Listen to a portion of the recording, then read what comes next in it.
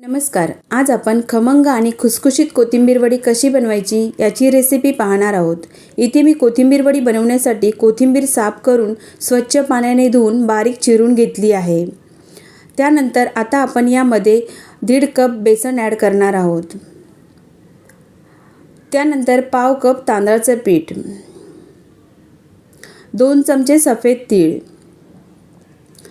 2 चमचे आलं लसूण पेस्ट, अर्धा चमचा हळद, 1.5 चमचा लाल तिखट, अर्धा चमचा गरम मसाला, 1 चमचा धने पावडर आणि चवीनुसार मीठ. हे सर्व आपण आता व्यवस्थित मिक्स करून घेणार आहोत. इथे आपण पाण्याचा वापर अजिबात केलेला नाही आहे. पाणी न वापरता हे आपल्याला व्यवस्थित असं मिक्स करून घ्यायचं आहे. कोथिंबीरमध्ये ऑलरेडी मॉइश्चर असतं, त्यामुळे आता आपण यामध्ये पाणी वापरणार नाही आहोत. हलक्याशा हाताने आपल्याला हे व्यवस्थित असं मिक्स करून घ्यायचं आहे. इथे आपलं वडीचं पीठ तयार आहे. हे सर्व आपल्याला एकत्र करून घ्यायचं आहे. तुम्ही इथे बघू शकता आपलं पीठ किती ओलसर झालेलं आहे. इथे आपण पाण्याचा वापर अजिबात केलेला नाही आहे. आता आपण दोन्ही हाताच्या तळव्यांना तेल लावून याचा रोल बनवणार आहोत. इथे मी 2 रोल बनवणार आहे. तुम्हाला ज्या साईजचा रोल पाहिजे असेल त्या साईजचा तुम्ही रोल बनवू शकता. तर इथे आपला एक रोल बनवून तयार झालेला आहे. अशाच प्रकारे आपण दुसरा सुद्धा रोल बनवून घेऊ. त्यानंतर एका चाळणीला आपल्याला तेल लावून घ्यायचं आहे. आता आपण बनवलेले रोल चाळणीमध्ये ठेवून 15 ते 20 मिनिटसाठी झाकण ठेवून याला शिजवून घ्यायचं आहे.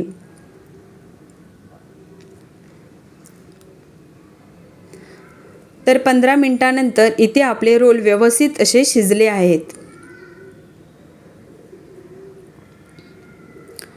थोडे थंड झाले की आता आपण याला कट करून घेणार आहोत.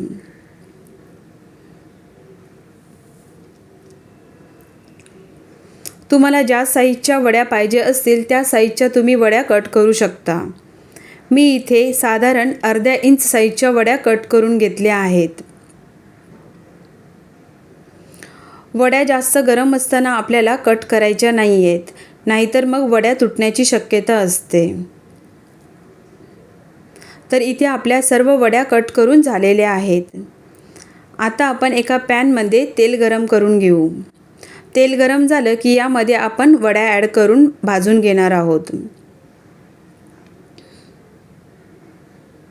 वड्या भाजत असताना गॅसची फ्लेम आपल्याला हाय करायची नाही आहे.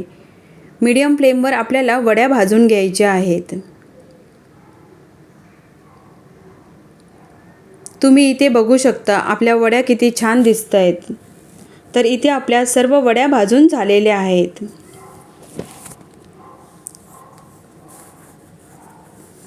आता आपण याला प्लेटमध्ये काढून घेऊया.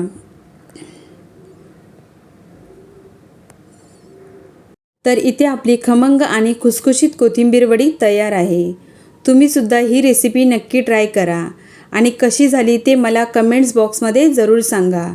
आवडली असेल तर लाईक करा, शेअर करा आणि अजूनही माझ्या चॅनलला सबस्क्राईब केलं नसेल तर प्लीज सबस्क्राईब करा. व्हिडिओ पाहिल्याबद्दल धन्यवाद. तोपर्यंत बाय बाय.